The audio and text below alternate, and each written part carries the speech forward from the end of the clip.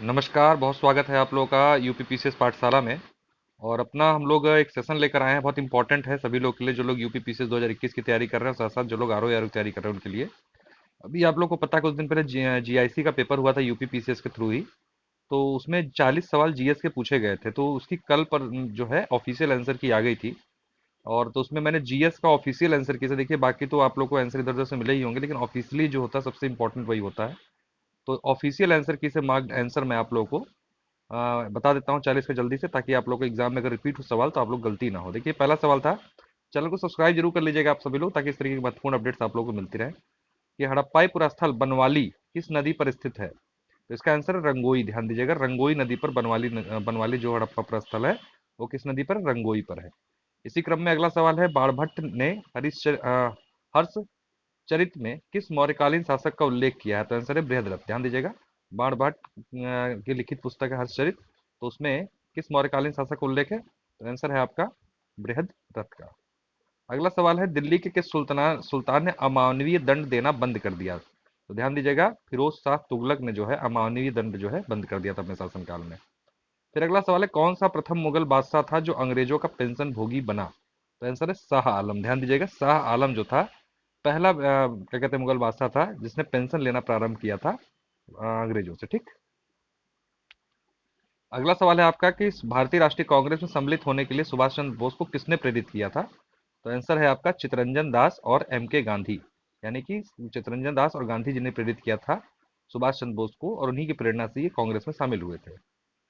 इसी क्रम में अगला सवाल है कि 1829 में अंग्रेजों के विरुद्ध खासी जनजाति विद्रोह का नेतृत्व किसने किया था? तिरोत सिंह। ध्यान दीजिएगा, तिरोत सिंह कई बार आता है, एक विद्रोह से जरूर सवाल आता है। तो खासी जनजाति के नेता कौन थे? तिरोत सिंह। अगला सवाल है आपका, निम्नलिखित में से कौन हड़प्पीय पुरास्थल उत्तर प्रदेश में स्थित नहीं है? तो देसलपुर। ध्यान दीजिएगा, नहीं है। देसलपुर कहाँ है? गुजरात में है। बाकी हुलास, आलमगीरपुर, मांडी, ये सब कहाँ है? आपके उत्तर प्रदेश में है। अगला सवाल है, कन्नौज पर मोहम्मद गजनवी के आक्रमण के समय वहां का शासक कौन था? तो आंसर है राज्यपाल। ध्यान दीजिएगा, जब कन्नौज पर मोहम्मद गजनवी का आक्रमण हुआ तो वहां का शासक था राज्यपाल। मध्यकाल में उत्तर प्रदेश के किस जनपद को शिक्षा के केंद्र होने के कारण सिराजे हिंद कहा जाता था? जौनपुर। तो शिक्षा के केंद्र के कारण सिराजे हिंद के नाम से जाना जाता था आपका जौनपुर। निम्नलिखित गुप्तकालीन मंदिरों में कौन सा उत्तर प्रदेश में अवस्थित है? देवगढ़ का दशावतार मंदिर जो है ये कहाँ है आपका? उत्तर प्रदेश में अवस्थित है।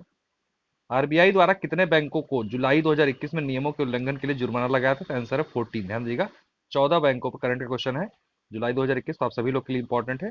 14 बैंकों पर जुर्माना आरबीआई ने लगाया था। जीएसटी परिषद का अध्यक्ष कौन होता है? वो कौन होता है? केंद्रीय वित्त मंत्री। ध्यान दीजिएगा, केंद्रीय वित्त मंत्री जीएसटी परिषद का अध्यक्ष होता है। अगला सवाल है, असमानता वायरस वैश्विक रिपोर्ट 2021 प्रकाशित की गई है ऑक्सफैम के द्वारा। ठीक है, ऑक्सफैम संस्था है, तो उसके द्वारा असमानता वायरस रिपोर्ट जो है 2021 की प्रकाशित की गई है। प्रधानमंत्री फसल बीमा योजना शुरू की गई थी 2016 में। ध्यान दीजिएगा, 2016 में, 5 साल हो गए इसलिए पूछा गया है। निम्नलिखित में से कौन सा एक भारत निर्माण योजना 2005 की है? भारतीय निर्माण योजना, उसमें कौन सा घटक शामिल नहीं है? ध्यान दीजिएगा, तो उसमें ग्रामीण उद्योग शामिल नहीं है। ठीक, ग्रामीण उद्योग उसमें सम्मिलित नहीं है। फिर अगला सवाल है, 2021-22 का जो संघीय बजट है उसमें 6 स्तंभों पर आधारित है वो बजट, उसमें बजट क्या इसमें शामिल नहीं है? तो गांवों की अर्थव्यवस्था सुदृढ़ीकरण इसमें सम्मिलित नहीं है। अगला सवाल है, भारत में म्यूचुअल फंड को निम्नलिखित में से किस संस्था द्वारा विनियमित किया जाता है? तो सेबी। बहुत अच्छा सवाल है, म्यूचुअल फंड को किसके द्वारा विनियमित किया जाता है? तो सेबी के द्वारा। बैंकों में उपभोक्ता सेवाओं में सुधार का सुझाव देने के लिए निम्नलिखित में से किस समिति का गठन किया गया था? तो गाइपोरिया समिति। किस लिए? बैंकों में उपभोक्ता सेवाओं को सुधार के लिए गाइपोरिया समिति।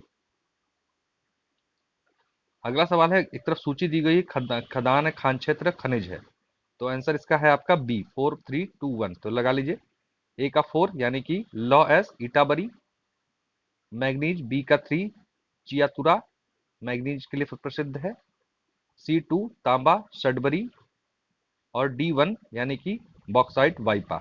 ठीक। अगला सवाल, निम्नलिखित में से किस देश से होकर भूमध्य रेखा नहीं गुजरती है? भूमध्य रेखा की बात करें तो जाम्बिया से नहीं गुजरती, कीनिया, युगांडा, गैबॉन, इन तीनों जगह से ही भूमध्य रेखा जाती है। उत्तर प्रदेश में मयूर संरक्षण केंद्र निम्नलिखित में से किस स्थान जनपद में स्थित है? तो मथुरा में है मयूर संरक्षण केंद्र। ध्यान दीजिएगा, निम्नलिखित में से उत्तर प्रदेश से कौन सी अनुसूचित जाति वाराणसी में नहीं पाई जाती? सहरिया, सहरिया जनजाति सोनभद्र में पाई जाती है, वाराणसी में नहीं पाई जाती है।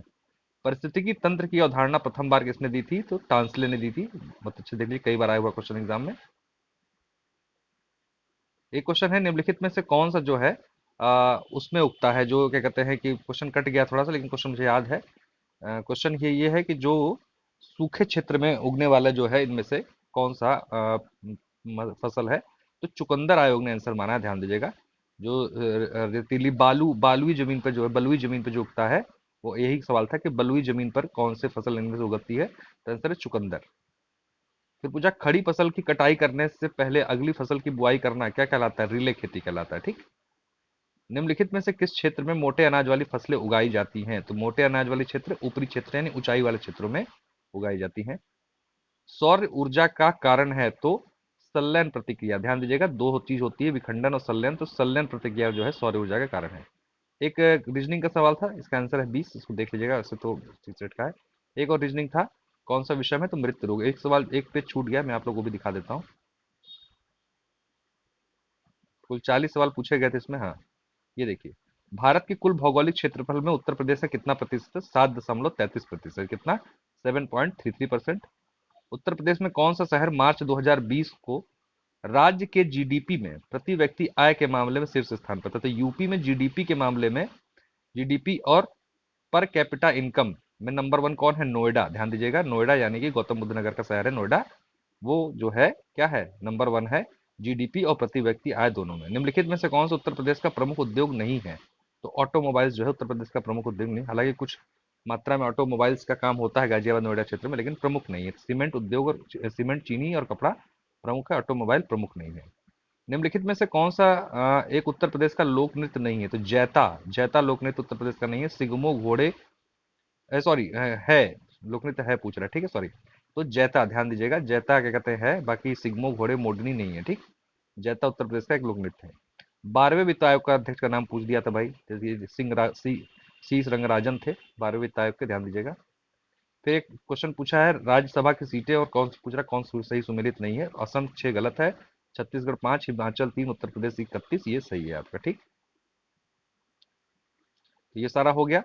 तो आप लोगों से रिक्वेस्ट है, चैनल को सब्सक्राइब कर लीजिएगा। जैसे ही क्या कहते हैं कि अभी कुछ दिनों पहले आप लोगों को पता है प्रवक्ता वाला, आश्रम पद्धति प्रवक्ता वाला पेपर हुआ था, तो उसकी आंसर की भी जैसे आएगी तो मैं उसको भी आप लोगों को इस छोटी सी वीडियो के माध्यम से 30 सवाल आए थे वहां पर पहुंचा दूंगा।